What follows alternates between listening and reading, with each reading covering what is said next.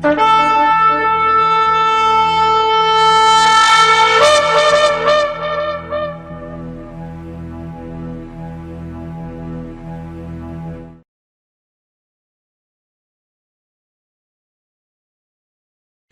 atah Yahweh Eloheinu melech haolam asher kideshanu b'mitzvotav v'tzivanu la'asok b'divrei Torah.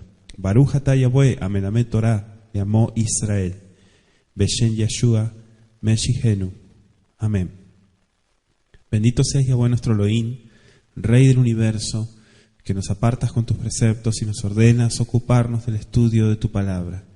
Bendito seas Yahweh que enseñas instrucción a tu pueblo Israel, en el nombre de Yeshua, nuestro Mesías. Amén. Vamos a abrir las Escrituras, acompáñenme en esta noche en Mateo capítulo 12. Vamos a dar lectura desde el versículo 9, ¿sí? Márquelo, 12, 9.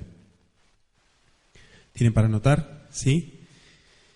Anote Mateo 12, verso 9, y vamos a leer de ahí en adelante, que es donde nos quedamos la vez pasada, así que vamos a continuar. Dice, pasando de allí, vino a la sinagoga de ellos, y aquí había allí uno que tenía seca una mano, y preguntaron a Yeshua para poder acusarle, ¿es lícito sanar en el día de Shabbat? Y él les dijo, ¿qué hombre habrá de ustedes que tenga una oveja, y si ésta cayera en un hoyo en el día de Shabbat, no le eche la mano y la levante? Pues cuánto más vale un hombre que una oveja. Por consiguiente, es lícito hacer bien en los días de Shabbatot. Entonces dijo a aquel hombre, extiende tu mano, y él la extendió, y le fue restaurada, sana como la otra. Y salidos los fariseos tuvieron consejo contra Yeshua para destruirle. Sabiendo esto, Yeshua se apartó de allí y le siguió mucha gente y sanaba a todos y les encargaba rigurosamente que no le descubriesen, para que se cumpliese lo dicho por el profeta Isaías cuando dijo, he aquí mi siervo a quien he escogido, mi amado a quien se agrada mi alma, pondré mi espíritu sobre él y a los gentiles anunciará juicio. No contenderá ni voceará, ni nadie oirá en las calles su voz, la caña cascada no quebrará y el pábilo que humea no apagará, hasta que saque a victoria el juicio. Y en su nombre esperarán los gentiles. Entonces fue traído a él un endemoniado, ciego y mudo, y le sanó, de tal manera que el ciego y mudo veía y hablaba. Y toda la gente estaba atónita y decía, ¿será este aquel hijo de David? Mas los fariseos al oírlo decían, este no echa fuera los demonios, sino por Belzebú, príncipe de los demonios. Sabiendo Yeshua los pensamientos de ellos, les dijo, todo reino dividido contra sí mismo es asolado, y toda ciudad o casa dividida contra sí misma no permanecerá. Y si Satán echa fuera a Satán contra sí mismo, está dividido, ¿cómo pues permanecerá su reino? Y si yo echo fuera los demonios por Belzebú, ¿por quién los echan? Vuestros hijos, por tanto ellos serán vuestros jueces. Pues si yo, por el espíritu de Elohim, echo fuera los demonios, ciertamente ha llegado a vosotros el reino de Elohim. Porque, ¿cómo puede alguno entrar en la casa del hombre fuerte y saquear sus bienes si primero no le ata? Y entonces podrá saquear su casa. El que no es conmigo, contra mí es, y el que conmigo no recoge, desparrama. Por tanto, yo les digo que todo pecado y blasfemia será perdonado a los hombres, mas la blasfemia contra el Espíritu no les será perdonada. A cualquiera que dijere alguna palabra contra el Hijo del Hombre le será perdonado, pero al que hable contra el Espíritu Santo no le será perdonado, ni en este siglo, ni en el venidero. O haced el árbol bueno, o su fruto bueno, o haced el árbol malo, y su fruto malo. Porque por el fruto se conoce el árbol. Generación de víboras, ¿cómo podéis hablar lo bueno siendo malos? Porque de la abundancia del corazón habla la boca. El hombre bueno del buen tesoro del corazón saca buenas cosas, y el hombre malo del mal tesoro saca malas cosas. Mas yo les digo que de toda palabra ociosa que hablen los hombres, de ella darán cuenta en el día del juicio, porque por tus palabras serás justificado y por tus palabras serás condenado. Entonces respondieron algunos de los escribas y de los fariseos diciendo: Maestro, deseamos ver de ti señal. Él respondió y les dijo: la generación mala y adúltera demanda señal, pero señal no les será dada sino la señal del profeta Ioná. Porque como estuvo Ioná en el vientre del gran pez 3 días y 3 noches, así estará el Hijo del Hombre en el corazón de la tierra 3 días y 3 noches. Los hombres de Nínive se levantaron en el juicio con esta generación y la condenarán, porque ellos se arrepintieron a la predicación de Ioná, y aquí más que Ioná en este lugar. La reina del sur se levantará en el juicio con esta generación y la condenará, porque ella vino de los fines de la tierra para oír la sabiduría de Salomón, y aquí más que Salomón en este lugar. Cuando el espíritu inmundo sale del hombre, anda por lugares secos, buscando reposo y no lo encuentra. Entonces dice: volveré a mi casa de donde salí, y cuando llega, la halla desocupada, barrida y adornada. Entonces va y toma consigo otros 7 espíritus peores que él, y entrados moran allí, y el postrer estado de aquel hombre viene a ser peor que el primero. Así también acontecerá a esta mala generación. Mientras él aún hablaba a la gente, he aquí su madre y sus hermanos estaban fuera y le querían hablar. Y le dijo uno: he aquí tu madre y tus hermanos están afuera y te quieren hablar. Respondiendo él al que le decía esto, dijo: ¿quién es mi madre y quiénes son mis hermanos? Y extendiendo su mano hacia sus discípulos dijo: he aquí mi madre y mis hermanos. Porque todo aquel que hace la voluntad de mi Padre que está en los cielos, ese es mi hermano y hermana y madre. Palabra del Altísimo. Estamos en Mateo capítulo 12. Bendito sea el Eterno. Vamos a continuar con nuestro estudio sistemático. Fíjese hoy lo que nos trae la Escritura, estas porciones tan interesantes. Bueno, desde el versículo 22 vemos que sana, sí, a un endemoniado, dice que es mudo y ciego. Y esta porción que acabo de leer y compartir con ustedes trata sobre la blasfemia contra el Espíritu Santo. ¿Sí? Es un tema que lo aborda también este capítulo 12. Dice que se hará juicio contra toda palabra ociosa. Y reprende también a los incrédulos que solamente están detrás de las señales. ¿Sí? A los que buscan señales, los que buscan solamente milagros, y que su fe está comprada por esos milagros, entre comillas. Entonces, explica quién es su hermano, ¿sí? De una forma simbólica. Vamos a aclarar esto también: su hermana y su madre. Dice nuestro versículo, estamos continuando en el estudio, estábamos en el versículo 9, dice: pasando de allí, vino a la sinagoga de ellos, y aquí allí uno que tenía seca una mano, y le preguntaron a Masías para poder acusarle: ¿es lícito sanar en Shabbat?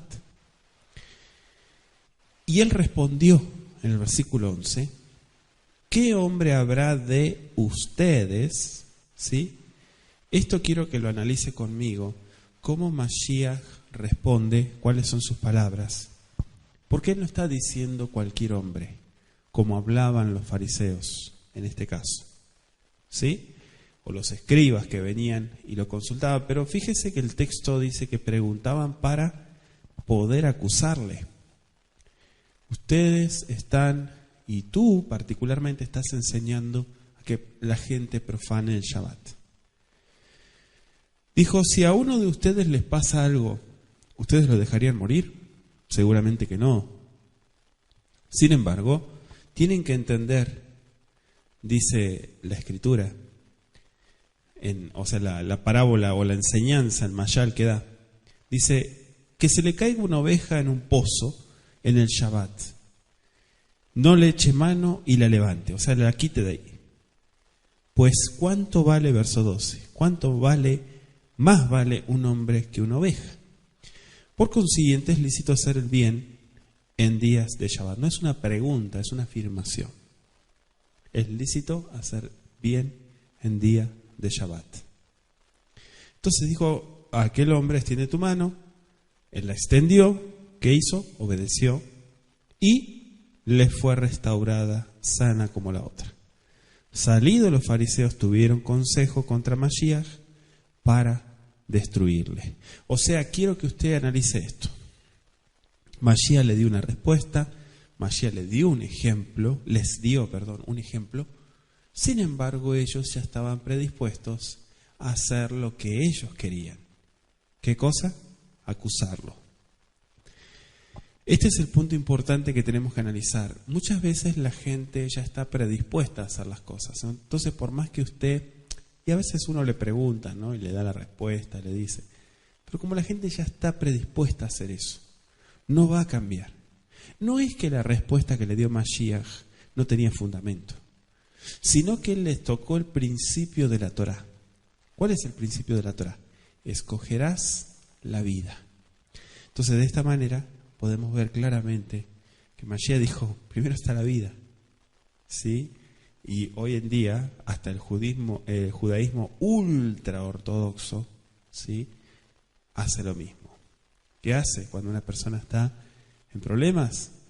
Si tienen que comprar un ticket de avión, si tienen que llevarlo al otro lado del planeta, con tal de que la persona viva, ¿sí? Esto se los comento porque usted sabe que hay muchos puntos que a veces se malinterpretan, y también digo se malinterpreta porque a veces la gente dice, es lícito hacer el bien. Momento, ¿qué es hacer el bien? ¿El bien propio? ¿Beneficio propio? O sea, ¿cuál es tu concepto de hacer el bien? ¿Sí? No, es que Mashiach hizo el bien, sanó en Shabbat.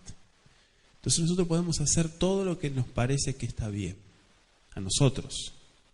¿Sí? Lo que nos parece que está bien lo hacemos en Shabbat. Sabiendo esto, Yeshua explica nuestro versículo 15, fíjese que dice, Vayedá Yeshua, Vayazar Misham Vayele Jajara Vamon, Amdraf, era una multitud, Vayerpaen Kulam, y los sanaba a todos. No quiere decir Vayerpaen Kulam, sanó a todos completamente, sino que a todo el que se le acercaba, a los que tenían necesidades. ¿Sí? De esta manera, el Eterno, ¿sí?, les daba sanidad. Bendito sea Él. Es decir, cuando Mashiach, fíjese que dice Vayedá, decíamos recién, cuando se enteró o cuando percibió la conspiración que estaban tramando los fariseos y también los herodianos, porque también los herodianos andaban con ellos, después de la curación de este hombre con la mano seca en la sinagoga en un día de Shabbat. Entonces, le dejo también Marcos 3:6 para que lo consulte. Claro, a medida que iba aumentando la popularidad de Yeshua, del Mashiach, también proporcionalmente aumentaba la oposición contra él. ¿Sí? Eso es normal, ¿sí? Eso es totalmente normal. Cuanto más popularidad, también hay más oposición. Entonces, de esta manera, ¿sí?, dice, se apartó. Por eso dice, Vayazar Misham, Vayele Jajara Vamom Amra. La gente lo seguía. Así está escrito en el texto de la Torá, ¿sí?, del Brit Hadashah. Versículo 16, les rigurosamente que no le descubriese.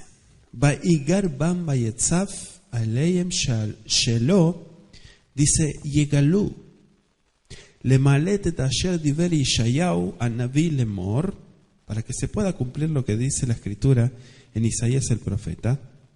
En avdi bachar tivo yedidi ratza, nafshi natati ruchi, alavu mishpat lagoim yotzi.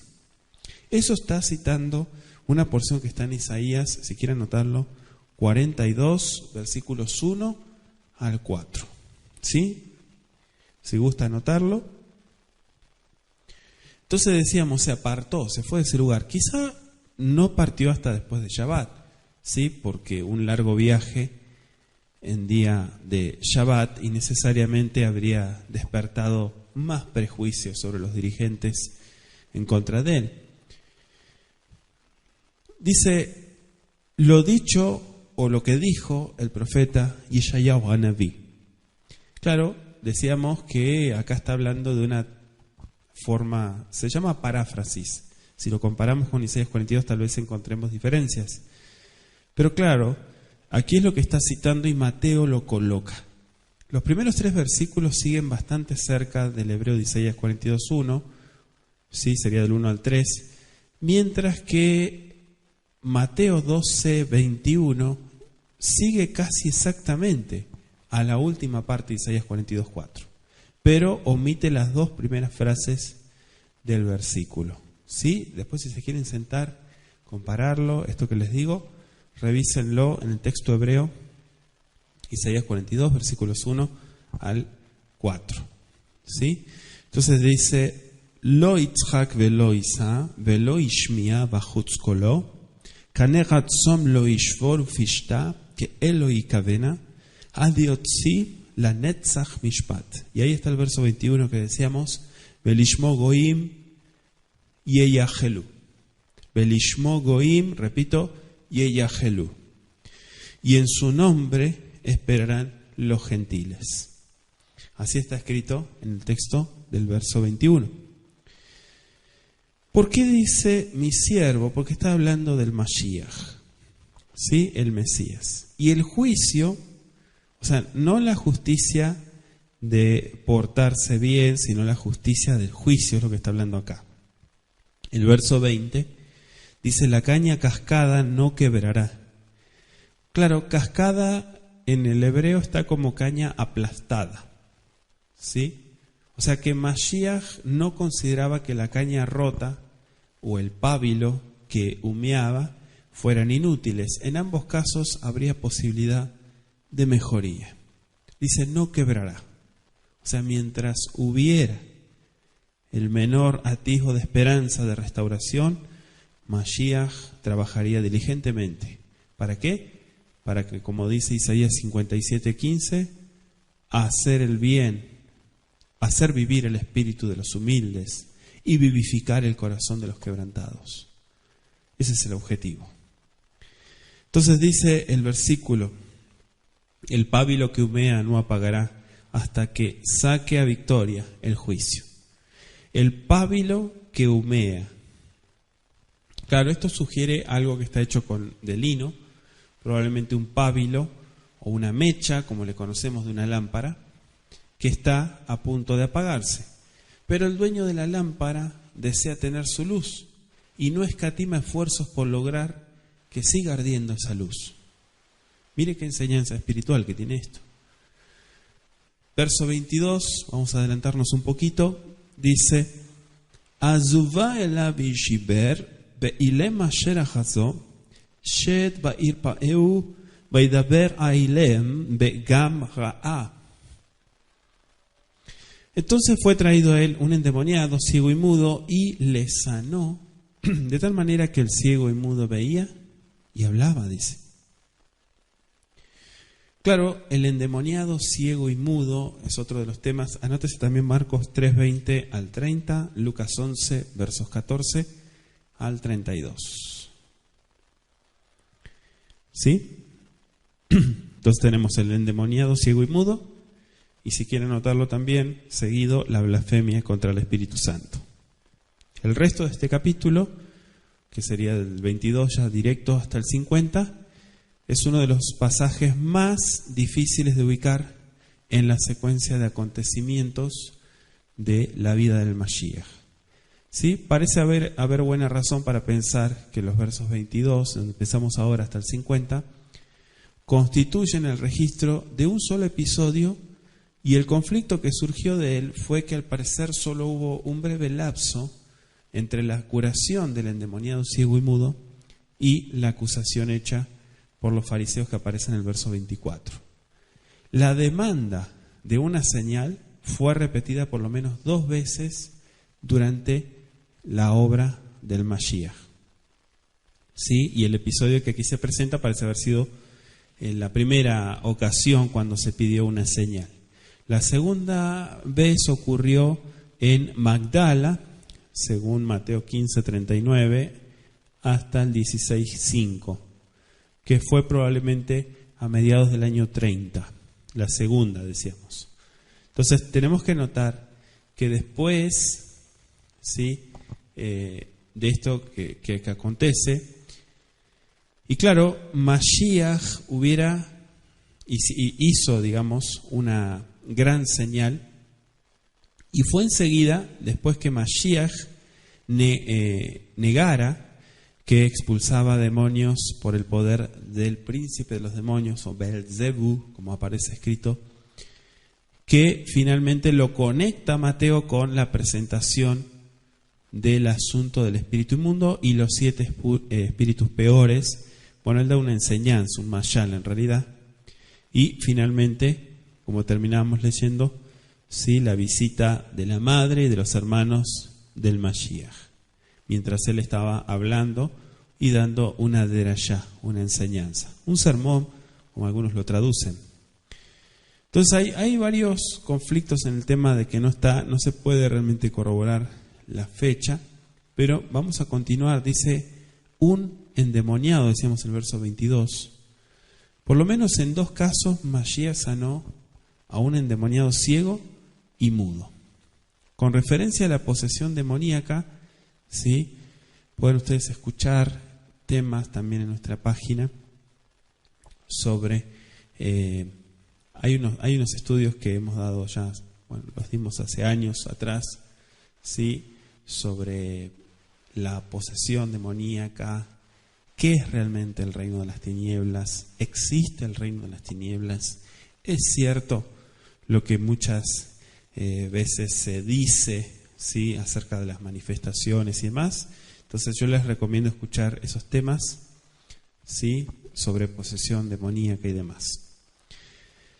Claro, la gente, dice el verso 23, estaba atónita. En el versículo hebreo dice, Vait meu kol hamomam, o sea, todo el populacho, podríamos decir, como se podría traducir, Vayombru ein ze ben David, ¿no es este el hijo de David? La pregunta, ¿no?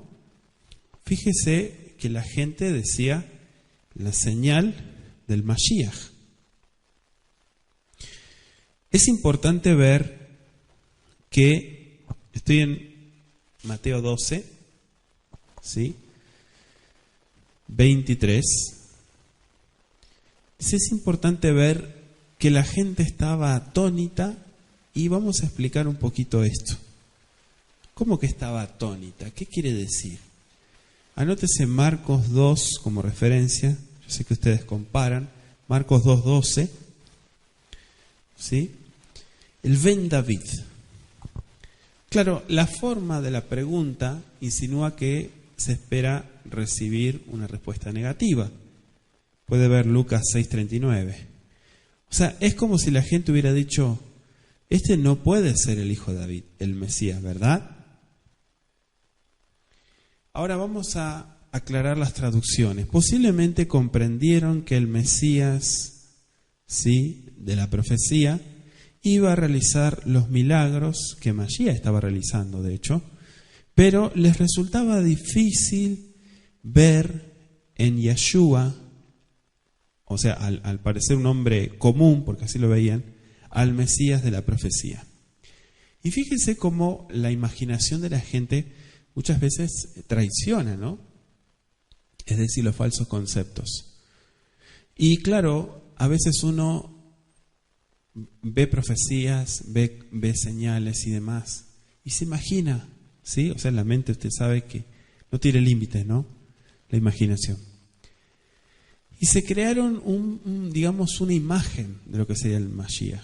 Cuando vieron a Yeshua dijeron, ¿no será otro más de los que se hacen pasar por el Mesías? ¿Será este? Sin embargo, les resultaba un poquito difícil esa parte. El hecho de que mucha gente oyera Mashiach de buena gana, como dice Marcos 12:37, lo reconociera como un gran maestro, dice Juan 3:2, y aún como un profeta, dice Mateo 21:11, no significa necesariamente que lo aceptaran como el Mesías.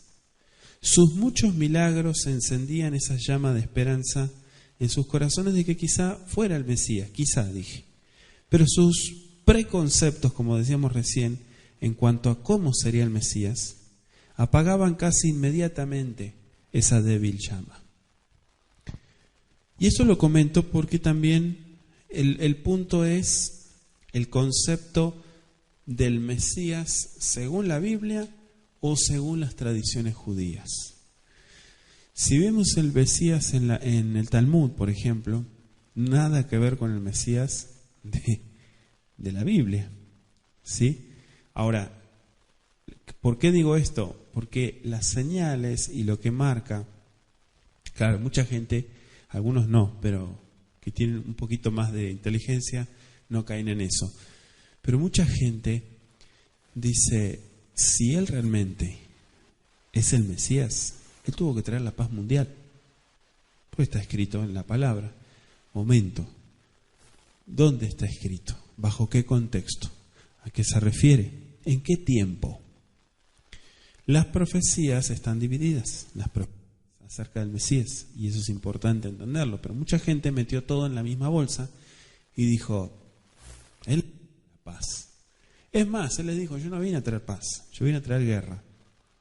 O sea, no se adelanten, yo no vine a traer lo que ustedes se imaginan según los fundamentos que ustedes estudian. La paz o el reino milenial, como está profetizado, sí va a acontecer en su tiempo, todavía no. Y tiene una diferencia muy grande a lo que explica también inclusive Daniel acerca del Mesías. Una profecía muy importante sobre el Mashiach. Y que lamentablemente mucha gente ha malinterpretado, ignorando el contexto, ignorando muchas cosas, sí, que, bueno, usted sabe que si uno interpreta mal la Escritura, desde luego que va a tener su nueva idea o doctrina de un punto. Claro, dice el verso 24, mas los fariseos al oírlo decían, este no está echando fuera a los demonios, sino por Belzebú, que es el príncipe de los demonios. Así está escrito en el verso 24, Vayishmeu aperushim vayomru eim ze meragesh et hashedim ki ima la yedei Belzebul sar hashedim. Sar significa príncipe. Hashedim, ¿sí? Dice, Ve Yashua yada et amach shebotam, pero Yashua entendía sus pensamientos. ¿Cómo es posible esto? ¿Quién puede hacer esto? Él entendía sus pensamientos. Así está escrito. Vayomer alein kol mamlacha anechelaka al atzma techagek bechol ira babait. Dice, anechelakim al atzmam lo ikonu. Vamos a explicar este punto. Verso 24, dijimos, y 25. Punto número 1. Los fariseos al oírlo, anótelo. Los fariseos al oírlo. No dice cuando lo vieron, lo oyeron. Claro, evidentemente esa tenue esperanza que explicábamos recién de la gente, de que Yeshua podría ser el Mesías de la profecía, eso airó mucho a los fariseos. Se enojaron, se molestaron muchísimo. Marcos dice que estos fariseos eran escribas que habían venido de Jerusalén. Eso está escrito en Marcos 3:22. Claro, posiblemente enviados como espías por el Sanedrín para observar, ¿sí?, a Mashiach e informar en cuanto a él. Estos astutos enemigos, ¿sí?, de Yeshua no podían negar que se hubiera realizado un genuino milagro, porque el hombre sanado podía hablar y ver. Dice así, dice Mateo 12:22. ¿Cuánto mayor era la evidencia de la divinidad que posaba en el Mashiach. Tantos mayores era su ira y su odio que iba creciendo cada día de esta gente. Por esto algunos de los enemigos de Mashiach finalmente llegaron a cometer el pecado imperdonable, que es blasfemar, no a un hombre, blasfemar al Ruach HaKodesh, blasfemar al Eterno. O sea, cuando dice Espíritu Santo se refiere al Eterno, ¿sí? Porque el Ruach es el Eterno mismo. Entonces, aquí entramos en aguas profundas. ¿Por qué? Porque dice que los fariseos mostraron su desprecio negándose a pronunciar el nombre de Mashiach, o sea, Yahshua, y refiriéndose a su persona de esta forma poco cortés. Sí, primero le dijeron endemoniado, hasta brujo, hechicero, de todo le dijeron. Y era el Eterno que estaba obrando ahí. Entonces, ¿qué pasó? Bueno, vinieron las consecuencias, ¿sí? Y esto está delicado, ¿por qué? Porque no estaban hablando con con alguien que se hacía llamar el Mesías. Estaban hablando con el Mesías mismo, el Mesías de la profecía bíblica. Pero ellos no entendían, no interesa. Estaban hablando con el Mesías mismo.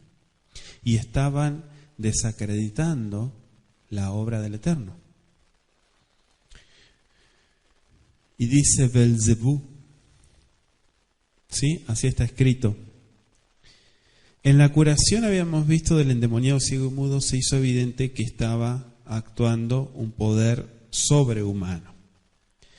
Estos espías se negaron a admitir que Yahshua era divino y que poseía el poder de efectuar el milagro directamente de parte del Eterno. Por lo tanto, debía ser un aliado del enemigo, del adversario o del príncipe de las tinieblas.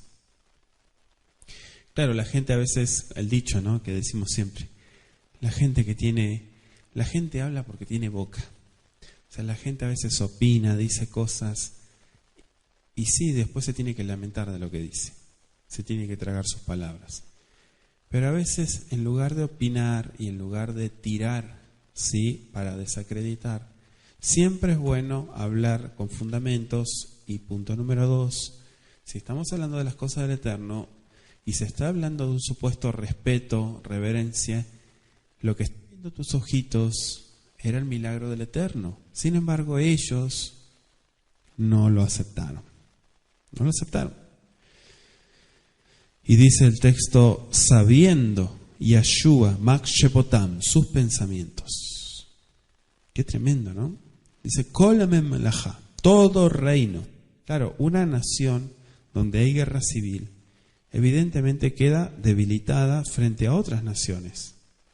¿Sí? Estudien, lean ustedes lo que es la guerra civil. Y van a entender las palabras de Mashiach. ¿Sí? ¿Por qué él dice esto? Porque él está tomando ejemplos de la vida, del hombre mismo.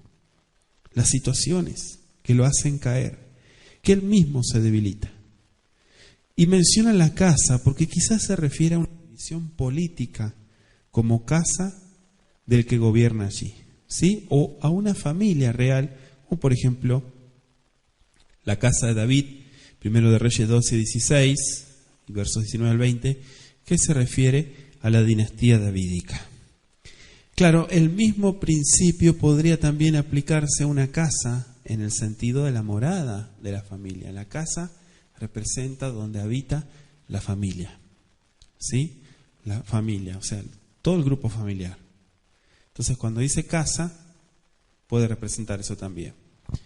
Dice el versículo 26, Be'asatam im yigareshet atzatan, nechelat atatzmo, beijaja tikon mamlachto. Dice, si el adversario echa fuera al adversario, contra sí mismo se divide, ¿cómo entonces va a permanecer su reino? Si yo echo fuera a los demonios por Belzebú, ¿por quién los echan vuestros hijos? Por tanto, ellos van a ser vuestros jueces. Veimani megaresh, megaresh significa expulsar. Megaresh et hashedim, bebal zebul. Dice, Benichem bemi gareshu otam, alkem emma yiyu shofteihem.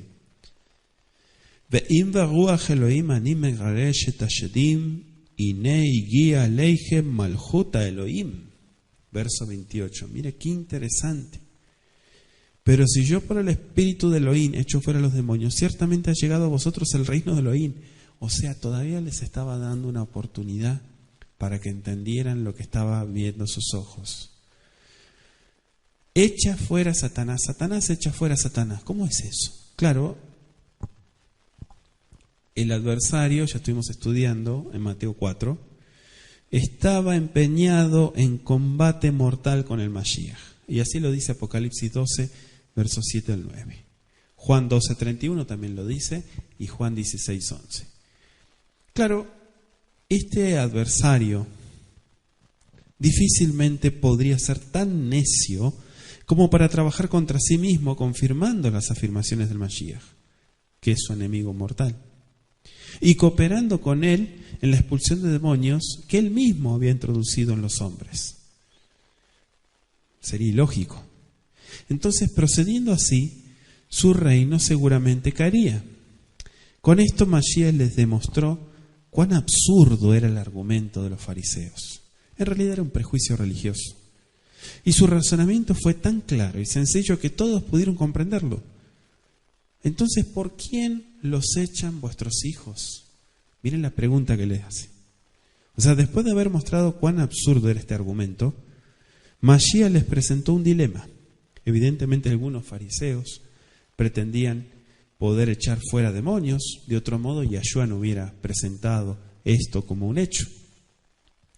Flavio Josefo, en su libro Antigüedades de los Judíos, en el capítulo 8, 2.5, dice, él habla, ¿no?, de los días en que se practicaba el exorcismo y habla de los hijos de Zeba, que menciona Hechos 19, versículos 13 al 16, que eran exorcistas, bueno, así dicen las traducciones, eran exorcistas ambulantes.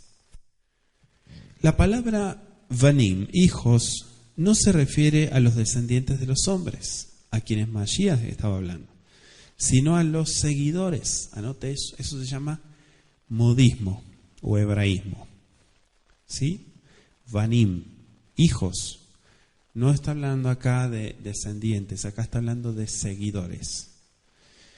En los tiempos del Tanaj, los estudiantes en las escuelas, ¿sí? Batei, bueno, había muchas escuelas también que estudiaban. Se los llamaban los hijos de los profetas, pero no porque los profetas tenían muchos hijos, eran alumnos. ¿Y qué enseñaban? ¿Enseñaban el arte de la profecía? No, enseñaban los mandamientos de la Torá. Segundo de Reyes 6.1.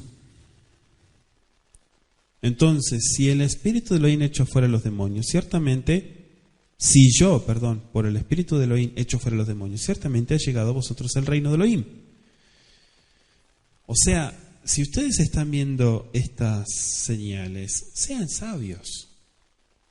No sean necios, sean sabios. Ustedes conocen la palabra. Ustedes tienen el libro. ¿Para qué acumulan tantos libros? Ustedes tienen el libro, utilícenlos. Analicen lo que les estoy diciendo. Se está cumpliendo la palabra. El reino de Elohim, si ustedes están viendo esto, quiere decir que el reino de Elohim ha llegado a ustedes. ¿Qué quiere decir? Que viene esa mano tendida de parte del Eterno para la salvación del pueblo. Después de mostrar cuán absurdo era todo esto y de haberlos puesto frente a este dilema al cual no podían responder, desde luego, Mashiach los llevó a considerar la alternativa inevitable de que lo que ellos habían atribuido al Satán no era en realidad otra cosa sino el poder del Eterno. Lucas se refiere a este poder como el dedo de Elohim. Así dice, ¿sí? El dedo de Elohim. Lucas 11:20. Y se basa en las palabras de Moshe, en Shemot, Éxodo 8:19. Entonces entendemos que los milagros de Yeshua fueron realizados por el poder del Eterno mediante, ¿sí?, la presencia divina o la Shejiná, como le conocemos. Sus milagros daban testimonio de que Él era el Mesías. Y si el Mesías estaba en la tierra, como dice Mateo 12:23, su reino no podría estar lejos. Malhut Elohim y guía. El reino de Elohim ha llegado. Verso 29. Porque ¿cómo puede alguno entrar en la casa del hombre fuerte y saquear sus bienes si primero no le ata? Y entonces podrá saquear su casa. Fíjese lo que explica aquí. Esto está interesante. ¿Por qué? Porque dice, ¿qué quiere decirle Beita Gibor? ¿Por qué dice esto el texto? Belizgol et kelav im yoizor barishana et agibor v'yachsa ishe et abito. Porque es ilógico, dice Mashiach, saquear si primero no ata. ¿Por qué? Porque el hombre fuerte le va a impedir. Eso es lo que está diciendo. ¿Sí? ¿Qué le va a impedir? Le va a impedir saquear. ¿Cómo puede alguno entrar? Esto es un mashal, es como una parábola que Mashiach presenta a continuación y refuerza lo del verso 28, que ha llegado el reino de Elohim a ustedes y de que el reino del Satán está siendo invadido. Mashiach es el que entra en la casa o en el reino de Satán. Una persona no entra en su propia casa para saquear sus propios bienes. Es una tontería pensar eso. Voy a ir a robarme y entro a mi casa y me robo. ¿Qué es eso? ¿Verdad que no tiene razón de ser? Sin embargo, él explica que una persona no puede hacer eso. Por lo tanto, el adversario no se echa fuera del mismo. Cualquiera que entra en la casa de Belzebú para saquear sus bienes debe ser su enemigo. Aquel que entra al campo o del adversario, a la casa del adversario, no es porque va a ir a tomar el té con galletitas, es porque va a ir a atacar, es su opositor. ¿Me explico? Eso es lo que está diciendo acá. Entonces el punto, para que quede claro de lo que ellos estaban planteando, no tiene razón. Y él especifica. Dice en la expresión hebrea, eta gibor. El gibor es como el poderoso, el fuerte, ¿no? El que tiene gepurá. Gepurá es fuerza, como poder. Claro, el uso del artículo definido hace que se refiera a una persona específica. En este caso, al príncipe de las tinieblas. Saquear sus bienes. Claro, el adversario pretendía que este mundo era de él. Él había sido entregado. Así dice Lucas 4:6. ¿Verdad? Estamos basándonos en lo que dice la Escritura.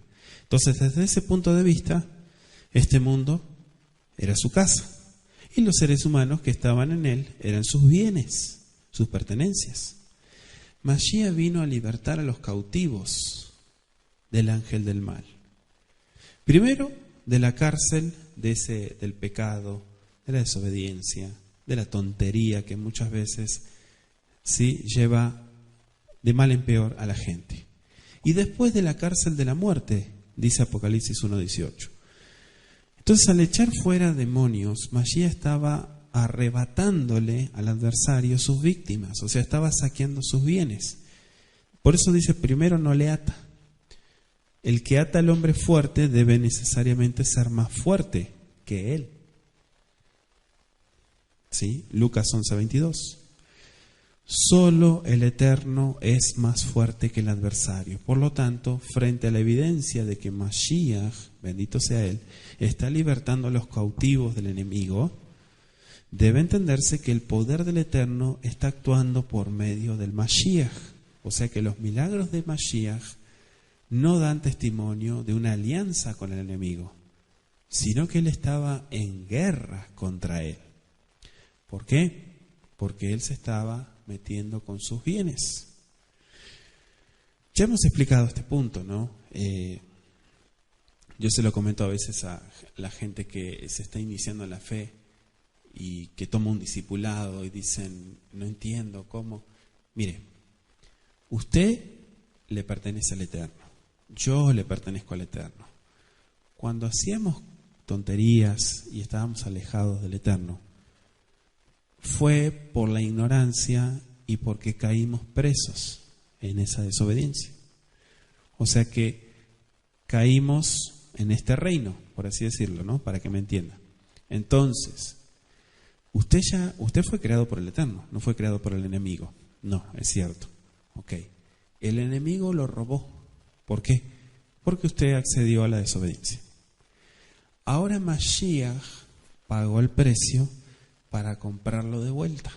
O sea que usted 2 veces le pertenece al Eterno. Primero porque fue creado por él. Cayó en la desobediencia, pero el Eterno mandó al Mashiach. Por lo tanto, ahora doblemente somos del Eterno. Yo se los comento así porque a veces la gente se hace lío, se confunde con estos términos que utiliza la Escritura. O sea, el fin, dice Eclesiastés, el fin del hombre es temer al Eterno y guardar sus mandamientos. O sea, fuimos creados por Él y para Él. ¿Se entiende? Entonces, el punto es que nosotros tenemos decisión. Tenemos decisión. Y es importante entender lo que es la decisión y la voluntad propia. No echarle la culpa a los demás, al Eterno, al enemigo, a la situación X. No. Es importante entender esa parte. Entonces, aquí hay una situación donde Mashiach lo aclara, ¿sí? Y les dice, yo vine a hacer lo que tenía que hacer, ¿no? O sea, la voluntad. Por eso dice el versículo 30, no es conmigo, ¿sí? Kol asher einenu iti ulenegdi va asher einenu mejanes iti mefazer. El que no es conmigo está en contra de mí. Y el que conmigo no recoge va a desparramar. Así está escrito, versículo 30. Ese gran conflicto por el alma del hombre, en ese conflicto no hay territorio neutral, podríamos decir. ¿Por qué? Porque la neutralidad es imposible. Todos son o leales, escúchenlo muy bien, todos son o leales o traidores. No, yo no soy ni leal ni traidor, yo no soy nada. No, no es cierto, no es cierto. Tus actos, tus hechos, tus frutos, tu consecuencia, tu modo de vivir, todo lo que das más que lo que recibes, es el resultado de lo que eres. Por eso ahora vamos a ese punto, no nos adelantemos, de lo que sale de la boca. Bueno, ese conflicto, decíamos, el que no está enteramente de parte de Mashiach, está enteramente de parte del enemigo. Entonces vale decir que el peso de su influencia se inclina en esa dirección. El estar casi, pero no completamente con Mashiach, es estar no casi, sino plenamente contra él. Lo que Mashiach está afirmando aquí, en este verso 30, decíamos, es claramente que no debe entenderse que se contradice con, por ejemplo, Marcos 9:40, que dice, el que no es contra nosotros, por nosotros es. ¿Sí? O sea, no es una contradicción. En cierto modo se complementan. El que se niega a seguir a Mashiach daña la obra de Mashiach. O sea, es de estorbo. Aquel que no apoya es de traba, es de impedimento. Yo lo entendí así. ¿Sí? O sea, si yo contribuyo, o sea, si yo pongo un grano de arena, un ejemplo, ¿no? Pongo un grano de arena y el otro pone un grano de arena y el otro, ¿qué hacemos? Que esto avance, ¿sí? Pero si yo no muevo un dedo, no hago nada, yo me convierto en oposición para el propósito de eso. ¿Sí me explico? O sea, no le estoy poniendo un freno en la rueda para que eso avance, pero con el acto de no comprometerme o hacer algo para que eso avance, me convierto en opositor. Este es el punto que también presenta en cuanto al compromiso personal. Por otra parte, la declaración de Marcos indica que algunas personas que no proceden como nosotros creemos que deberían proceder, sin embargo, pueden estar haciendo la obra del Eterno y fomentando la causa del Mashiach. Ahora, dice el verso 31, Al Kenani Omer Lahen, Kol Het Begiduf y Salah Ladam, Af Giduf Aruach, Lo y Salah Adam. No le será perdonado. ¿Por qué explica esto y salta a este punto? Todo pecado y blasfemia será perdonado a los hombres, mas la blasfemia contra el Espíritu no les será perdonada. Salvo una excepción.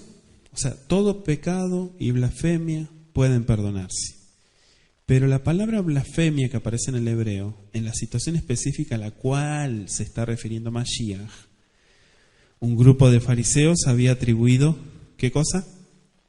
Al enemigo, ¿no? El poder del Eterno mismo. Sabiendo plenamente que su acusación era falsa.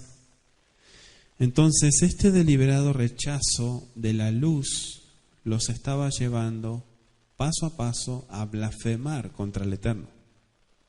Es importante notar que la afirmación hecha por los fariseos surgió en el momento culminante de un largo proceso de rechazo de las evidencias cada vez más claras de que Mashiach sí estaba la divinidad en él. Proceso que había comenzado cuando Mashiach nació, pero que se había intensificado a medida que progresaba el servicio que él llevaba a cabo. Entonces, cuanto más clara la evidencia, más decididamente se lo opusieron. Oseas 4:6 se lo dejo de tarea. Entonces, con el correr del tiempo, cada encuentro con Mashiach servía solo para revelar la hipocresía de ellos. Y se fueron amargando más y más y hablaron en forma más violenta. Y en esta ocasión afirmaron abiertamente que Mashiach estaba endemoniado y que trabajaba en colaboración con el adversario como uno de sus cómplices. Claro, en adelante quedaron bajo el control del mismo poder que habían dicho que dominaba Mashiach. ¿Por qué? Porque dice el dicho, el que juega con fuego se quema. La blasfemia contra el Eterno, o sea, el pecado imperdonable, aunque hay otros también, consiste en la resistencia progresiva a la verdad y culmina en una decisión final e irrevocable en contra de ella, hecha deliberadamente y sabiendo muy bien que el proceder así se está escogiendo seguir una conducta propia que se opone a la voluntad del Eterno. Entonces la conciencia, dice la Biblia, yo se lo voy a explicar de esta manera, la conciencia está cauterizada por la resistencia continua a las impresiones del Ruach Kodesh. Y quien está en esa situación difícilmente comprende que ha hecho la decisión fatal. Puede también ocurrir que simplemente no se llegue nunca a hacer la decisión de actuar en armonía con la voluntad del Eterno.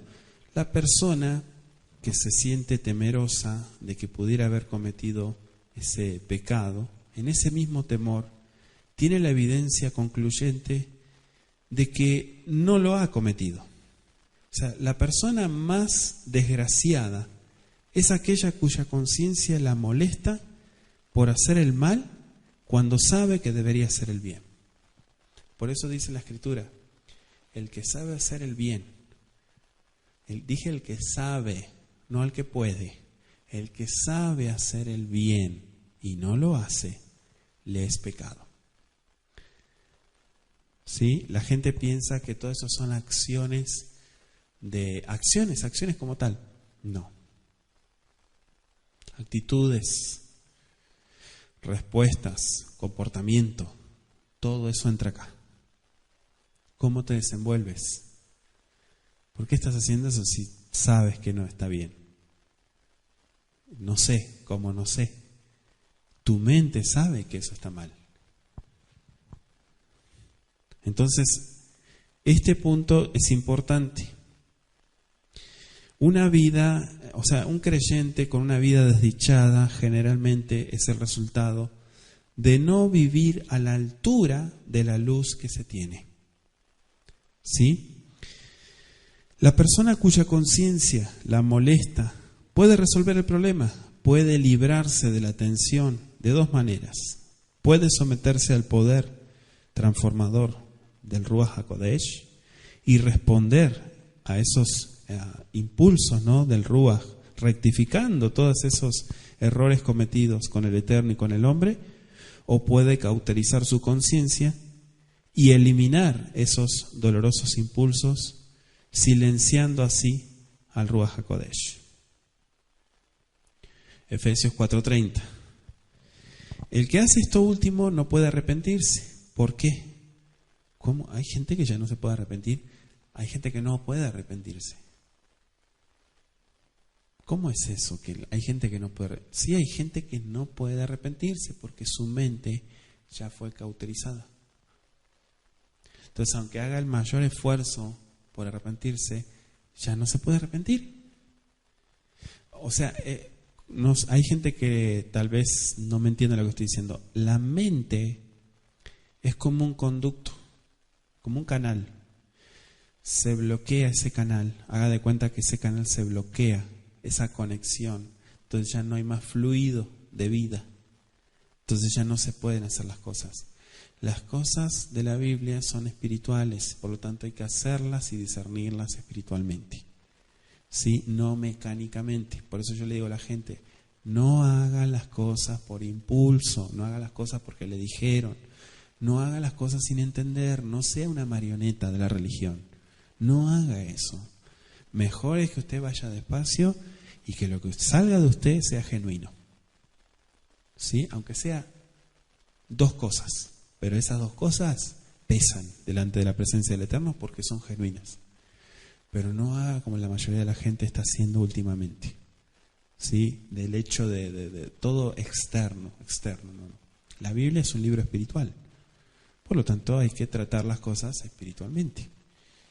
No es un libro de cuentos, no es un libro de filosofía. Entonces, les comento esto porque hay gente que no puede arrepentirse, porque ha silenciado al Ruach HaKodesh. Entonces, dijimos, el que hace esto no puede arrepentirse porque su conciencia se ha tornado para siempre insensible y no va a poder arrepentirse. Deliberadamente ha colocado su alma más allá del alcance del favor que el Eterno le estaba otorgando. Su persistente perversión del libre albedrío da por resultado la pérdida de la capacidad de discernir entre lo que está bien y lo que está mal. No lo puede diferenciar. Por último, el mal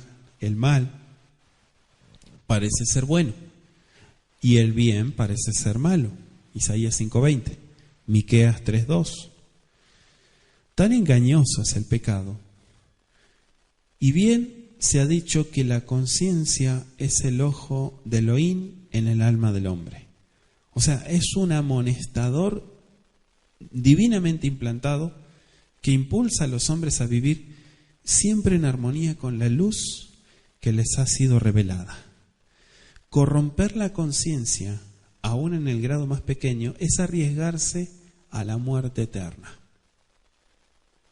La desobediencia persistente y deliberada al Eterno finalmente se transforma en hábito que no puede quebrantarse.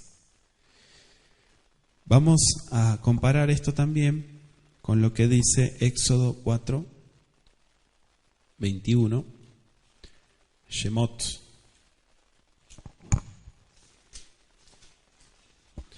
Éxodo 4:21. ¿Lo tienen?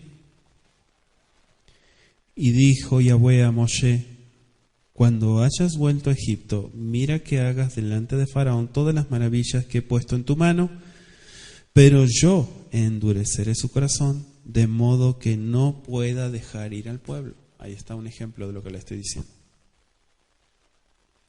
Entonces, esto es un proceso comúnmente descrito como el endurecimiento del corazón, si quieren anotarlo así.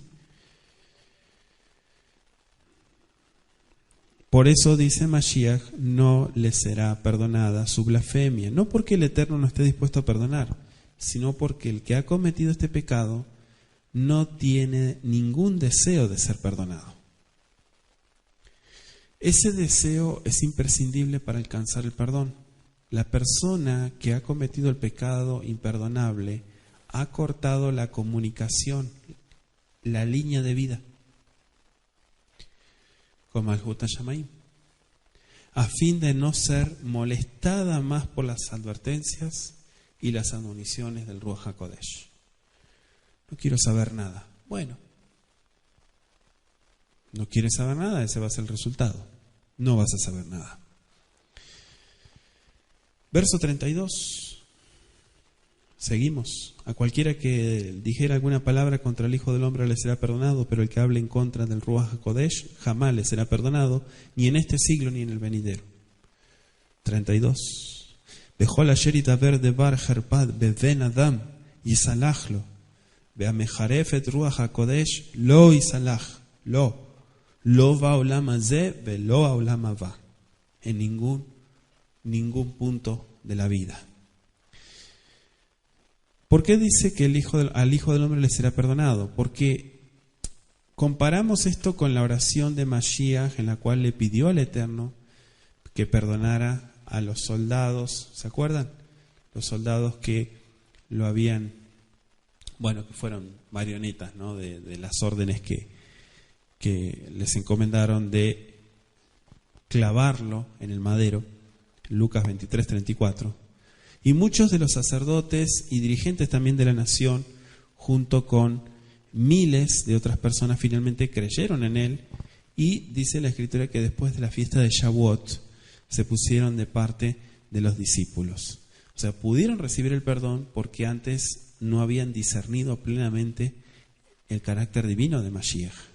Entonces, el hecho de que no reconocieran a Yahshua como el Mesías de la profecía por causa de su entendimiento incorrecto de las profecías del Tanaj, no los hizo insensibles a la verdad. Y cuando vinieron a la verdad, como es en Yahshua el Mesías, con valor se pusieron de parte de ella. O sea, no lo dudaron. Entonces, dice en este siglo ni en el venidero. El siglo venidero quiere decir, quiere anotarlo, la vida futura. Olam haba significa la vida futura. Al futuro, hacia adelante. Según la Biblia, no hay otro tiempo así como explica del favor y la gracia. No lo hay. ¿Cuál es el fin de la Biblia? El reino de los cielos viene al hombre. ¿Sí?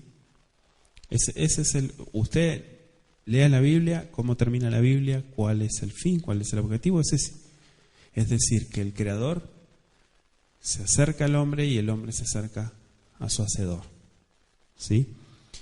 La implantación, podríamos decir, de Malhut HaShamayim, el reino de los cielos.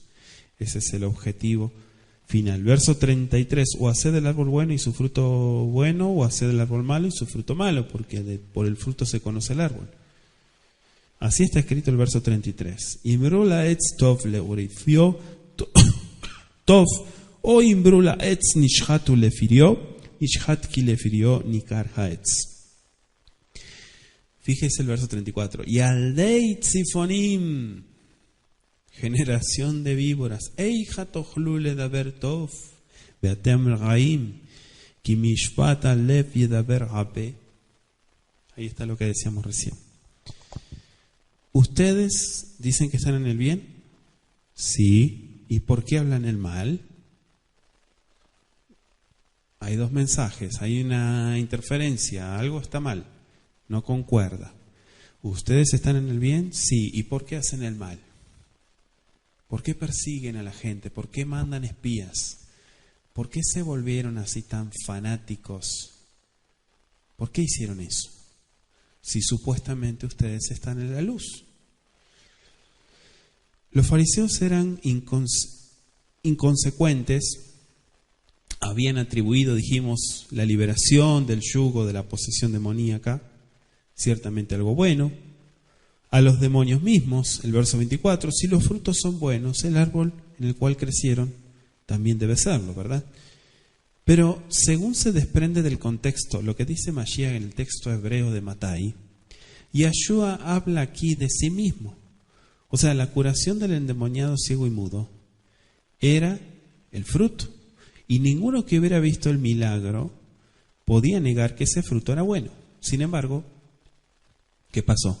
Los fariseos atribuyeron este buen fruto a un árbol malo. Sí, él se sanó, lo vimos, pero tú estás endemoniado. ¿Cómo? A Belzebú, el príncipe de los demonios. Mashiach declaró que solo un buen carácter puede producir buenas cosas, así como un carácter malo produce malas cosas. El árbol bueno siempre se conocerá por su buen fruto y el árbol malo por sus frutos malos y podridos. De este modo, los fariseos eran sumamente ilógicos al atribuir un fruto reconocido como bueno a un árbol malo. Con mucha frecuencia en el Tanaj se compara a una persona o a un pueblo con un árbol. Jueces 9, versículos 8 al 10, Salmo 1:3, Isaías 56:3, Daniel 4:10. Fíjese que más tarde Yeshua se comparó con una vid y comparó a sus discípulos con los pámpanos, o sea, las ramas de esa vid, y los que eran ganados para el reino con el fruto. Juan 15, versículos 5 al 8. En cuanto a otros casos en los cuales se emplea la figura del fruto para representar diferentes cosas y para enseñar diferentes verdades, puede buscar Mateo 13:33, ¿sí? Que es donde estamos. Generación de víboras. Yaldei, ¿cómo dijimos? Yaldei 34, perdón. Yaldei Tzifonim. Eija tochlu de la ver tov ve'atem raim. ¿Cómo pueden hablar el bien si ustedes son malos? Literalmente, progenie de víboras. Así dice en otras versiones. Eran malos tanto el fruto como la progenie de los fariseos. O sea, lo que habían dicho, el fruto de ellos era malo. Y eso indicaba que procedía de una fuente mala. Actuaban como víboras y por lo tanto debían ser una progenie de víboras. Juan 8:44. De la abundancia del corazón, fíjese que las palabras que se pronuncian son en mayor o menor grado un reflejo de los pensamientos que invaden la mente. No puede ser de otro modo. Las palabras blasfemas de estos fariseos no fueron pronunciadas por accidentes. Me equivoqué, no pensé lo que dije. No, eso es mentira. Sí, lo pensaste. Representaban lo que estaba en su corazón. Salió lo podrido. Salió, como decimos a veces, salió el muerto. ¿Sí? Y así es el tema. Entonces, salió a relucir lo que había en ellos.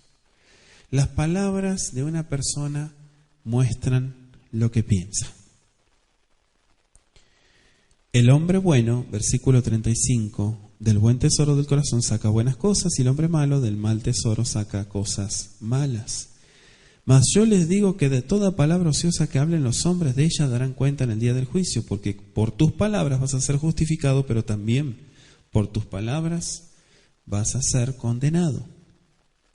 Ishtop meotzar libo atov, motzi et atov, veimra meotzar ara motzira. ואני אומר לכם כל מילה ותלה אשר ידברו בני האדם יתנו עליה חשבון ביום הדין, en el día del juicio. כי מדבריך תצדק titzadek umidvareija tehuyav. Esto está interesantísimo. Fíjese la aplicación literal del principio presentado en el verso 33, con la figura del árbol, ¿no? Acá habla del tesoro. Y el tesoro en el hebreo lo ponen como un almacén, ¿sí? O sea, lo que se acumula, lo que hay dentro. Aquí se habla de la mente como si fuera el almacén donde se ha guardado la experiencia, se ha guardado el conocimiento acumulado, las actitudes, las emociones cultivadas, para emplearlas, ¿verdad?, en hacer frente a los problemas de la vida. Y dice del corazón.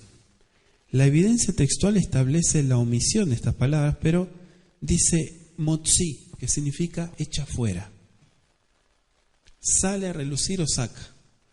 Y la palabra ociosa que menciona, literalmente dice en el hebreo que no trabaja o inútil.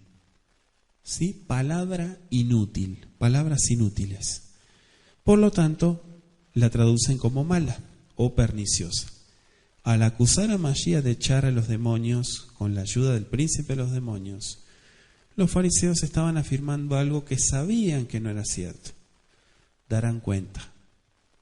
El hombre es responsable de la manera en la cual emplea su voluntad o su libre albedrío. ¿Será justificado o será condenado? Fíjese que dentro del contexto de Yom Adin, o el día del juicio final, tiene el sentido de declarar justo o ser vindicado.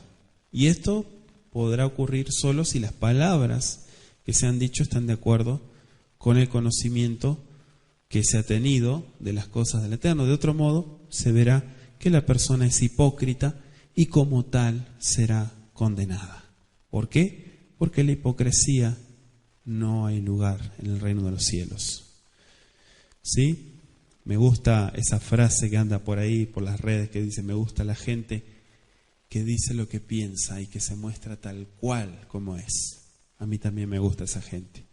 ¿Sí? La gente que dice las cosas, que no es hipócrita, que trata de aparentar o encubrir sus malos pensamientos, sus cosas. O sea, lo mejor que hay es la honestidad. La honestidad, mostrarse tal cual uno es. Eso es lo mejor que hay en la vida. Eso es un tesoro y es un premio, es un regalo de parte del Eterno que muy pocos lo tienen, lamentablemente. Mucha gente halaga, mucha gente tira flores para tratar de quedar bien, pero en realidad en su corazón sienten todo lo contrario. Y es triste, pero a veces son las crianzas, las culturas, los países. Es triste. Será justificado, decíamos. Entonces dice: tus palabras te justificarán y tus palabras te condenarán. Así está escrito en el versículo 37. Ki midvareija titzadek umidvareija tehuyav. Vamos a dejar hasta aquí. Le agradecemos al Eterno por la oportunidad que nos dio de compartir esta noche, este tiempo de análisis y de estudio. Besrat Hashem Yitbaraj. Vamos a continuar con el favor del Eterno. ¿Sí? Hay mucho para estudiar, bendito sea Él, que nos da la oportunidad de analizar y de reflexionar juntos. Baruch atah Yahweh Eloheinu melech haolam. Bendito seas Yahweh nuestro Elohim, Rey del Universo, que nos das la oportunidad de poder sellar en nosotros estas palabras, el análisis de estas líneas de Matai en hebreo. Te pedimos, Padre, que nos des la sabiduría para tomar en cuenta siempre tu consejo. Beshem Yeshua Meshihenu. Te damos muchas gracias por esta oportunidad que nos das de estudiar, de pasar tiempo con tu palabra. Toda Rabá Leja. Muchas gracias a ti. Amén.